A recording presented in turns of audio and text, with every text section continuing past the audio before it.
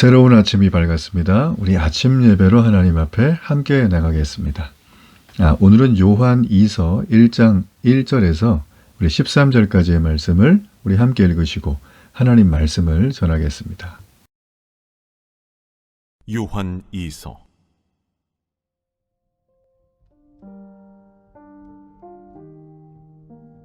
장로인 나는 택하심을 받은 부녀와 그의 자녀들에게 편지하노니 내가 참으로 사랑하는 자요 나뿐 아니라 진리를 아는 모든 자도 그리하는 것은 우리 안에 거하여 영원히 우리와 함께할 진리로 말미암음이로다. 은혜와 긍휼과 평강이 하나님 아버지와 아버지 아들 예수 그리스도께로부터 진리와 사랑 가운데서 우리와 함께 있으리라. 너의 자녀들 중에 우리가 아버지께 받은 계명대로 진리를 행하는 자를 내가 보니 심히 기쁘도다. 부녀여, 내가 이제 내게 구하노니 서로 사랑하자. 이는 새 계명같이 내게 쓰는 것이 아니요 처음부터 우리가 가진 것이라. 또 사랑은 이것이니 우리가 그 계명을 따라 행하는 것이요 계명은 이것이니 너희가 처음부터 들은 바와 같이 그 가운데서 행하라 하심이라. 미혹하는 자가 세상에 많이 나왔나니 이는 예수 그리스도께서 육체로 오심을 부인하는 자라. 이런 자가 미혹하는 자요 적 그리스도니 너희는 스스로 삼가 우리가 일한 것을 잃지 말고 오직 온전한 상을 받으라.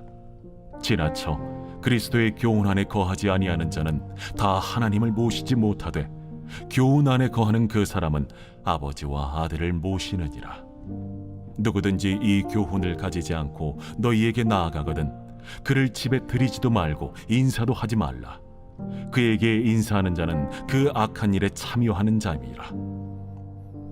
내가 너희에게 쓸 것이 많으나 종이와 먹으로 쓰기를 원하지 아니하고 오히려 너희에게 가서 대면하여 말하려 하니 이는 너희 기쁨을 충만하게 하려 함이라. 택하심을 받은 내 자매의 자녀들이 내게 문안하느니라.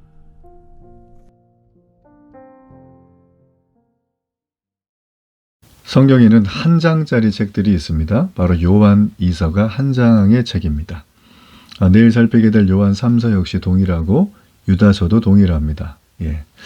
자, 그런데 우리가 이 한 장짜리 책들을 살피면서 내용이 짧으니까 뭔가 좀 콤팩트하게 뭐가 들어가 있지 않을까라는 생각을 하게 되는데 맞습니다. 당시에 이 요한 사도는 이 요한 1서를 다 쓴 다음에 요한 2서와 요한 3서를 쓸 때는 굉장히 그 내용이 짧게 한 장에 담았습니다. 그 이유는 그 내용 안에 뭔가 굉장히 중요한 거를 요한 1서에 썼던 그 내용을 정리하는 차원에서 반복 강조하기 위해서 썼다는 걸 우리가 알 수가 있죠.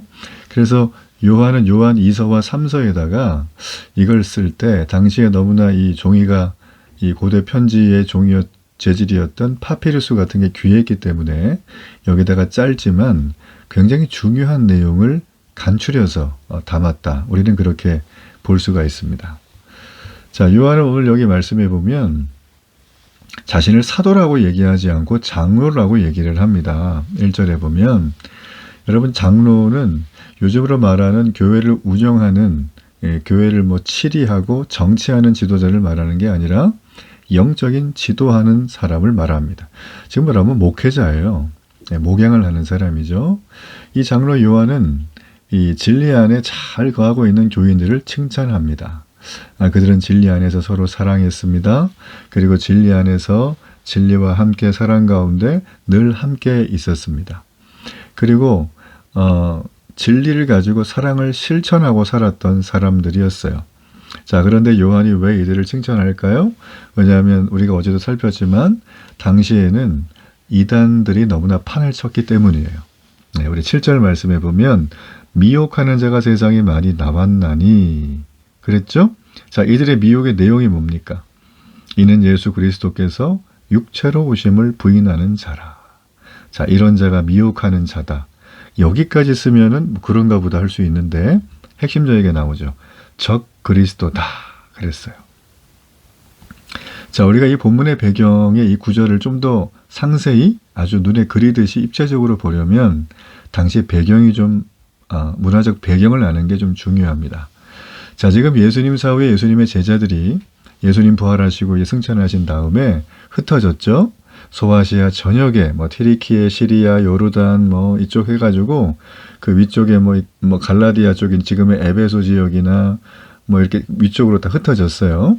흩어져가지고 이제 복음을 전하고 교회가 세워지고 이렇게 됐는데 그 교회들이 지금처럼 뭐 다 이렇게 화려한 건물에 잘 갖추어진 최신식 시설이 아니라 대부분 건물이 없는 교회가 많았어요. 다 가정에서 대부분 모였습니다. 그래서 가정마다 교회를 이렇게 이루는 거예요. 한 동네에도 이제 그런 가정들이 여럿 있었던 거죠. 여러 가지 이유가 있습니다. 그렇게 된 거에는. 그런 얘기는 나중에 제가 한번 또 기회가 되면 교회사 얘기할 때 한번 나누고요.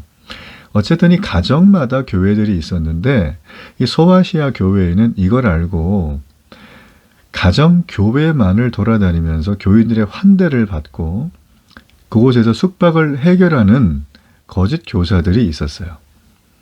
자, 그들은 거짓된 사상으로 교인들을 미혹하죠.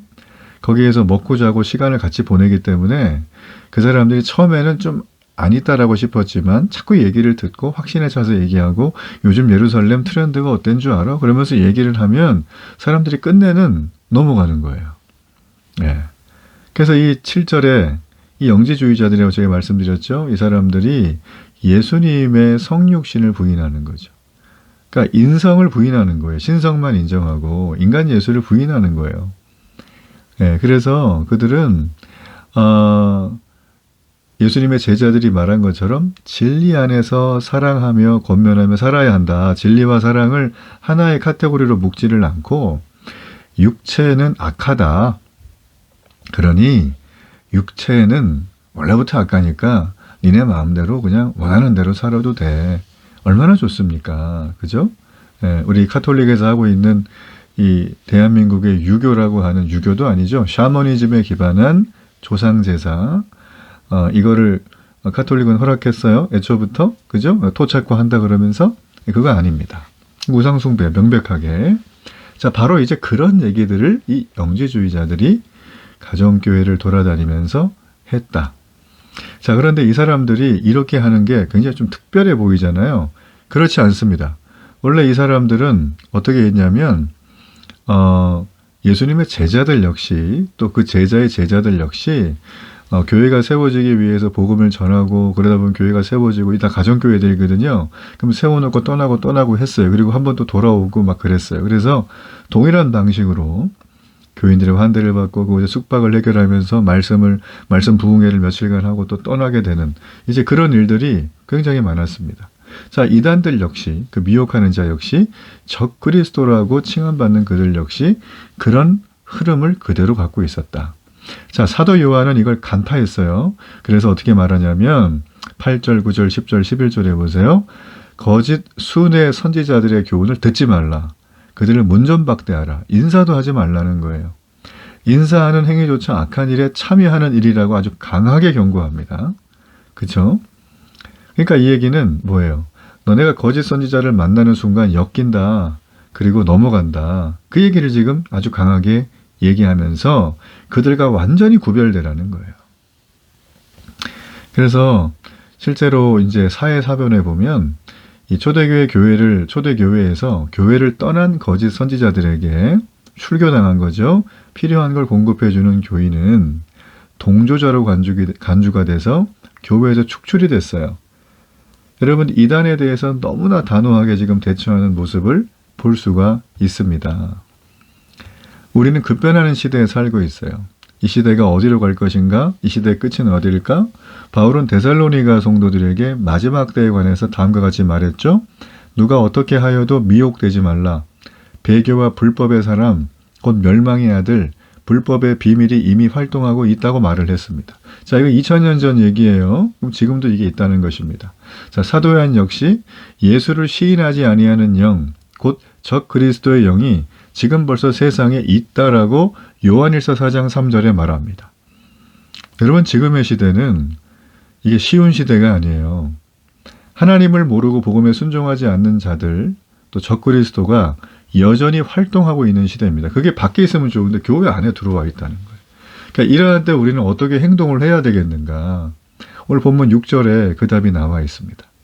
사랑은 이것이니 우리가 그 계명을 따라 행하는 것이요 계명은 이것이니 너희가 처음부터 들은 바와 같이 그 가운데서 행하라 하심이라. 자, 보세요. 세상의 만연한 미혹들, 속임들, 적 그리스도로부터 보호를 받을 수 있는 유일한 방법은 서로 사랑할 때예요. 누가요? 교회 공동체가 서로 사랑할 때. 우리 교회 안에 다양한 분들이 오시잖아요. 자격 조건이 없죠? 그분들이 우리 주님의 은혜와 감격으로 거듭나서 그 거듭남을 가지고 사랑을 서로 펼칠 때 우리는 만연해 있는 미혹과 속임과 적그리스도의 세력의 농간으로부터 철저하게 지킴을 받을 수 있다. 자, 이때 사랑은요, 어떤 정서적인 필링을 말하는 게 아니라 그리스도의 진리를 함께 나누는 거예요. 자, 이제 목장에서 모이고 소그룹 나눔을 할 때 우리의 항상 주인은 예수님이 돼야 됩니다. 이 무서운 얘기예요. 모이긴 잘 모이는데 모일 때마다 예수님 얘기는 1분 하고 나머지 99분은 전부 자기가 있었던 얘기, 자기 힘든 얘기, 자기 자랑 이런 걸 섞어서 하면 그 모임에는 적그리스도의 미혹받은 영이 틈타는 거죠. 그렇죠? 그러니까 그리스도의 진리를 함께 나누는 행위가 오늘날 살아나야 합니다. 여러분, 그러므로 하나님의 사랑과 형제의 사랑은 그리스도의 진리 안에서 이루어지는 사랑이에요. 내가 만난 하나님을 나만 좋아해서는 안 됩니다. 그렇다고 하나님을 아직 안 만났는데 내 성품이 다른 이를 섬기고 사랑하고 섬겨주는 거다. 그래서 하는 그것도 부족합니다. 하나님의 사랑을 경험한 사람이 내 형제 자매를 섬겨 나가는 거죠. 여러분, 그러므로 서로 사랑하는 공동체만이 이런 미혹과 적그리스도의 영으로부터 이 둘러싸이는 이 세상에서 서로 보호할 수 있고 기쁨으로 살아갈 능력을 얻게 됩니다. 시대가 혼미하고 불안하더라도 여러분, 믿음의 공동체, 데일리교회 공동체에 딱 붙어서 그리스도의 진리로 그 안에 서로 사랑한다면 어떤 어려움도 극복할 수 있는 영적인 해안이 우리에게 열릴 것입니다. 사랑과 실천, 이단을 경계하고 이단을 물리치는 놀라운 메시지입니다. 오늘도 그런 은혜가 여러분에게 넘치기를 간절히 바랍니다. 결단의 기도를 드립니다. 좋으신 하나님, 거짓 교리를 피하게 하시고 어떤 미혹과 유혹과 그리고 내 마음의 정서를 따라 흔들리는 감정으로 신앙생활을 하는 행위를 그만하고 이제 주의 말씀을 따라 온전히 세워지는 사랑과 실천의 놀라운 아름다운 공동체를 만들어가는 데 쓰임받을 수 있도록 축복해 주옵소서. 예수님 이름으로 기도합니다. 아멘.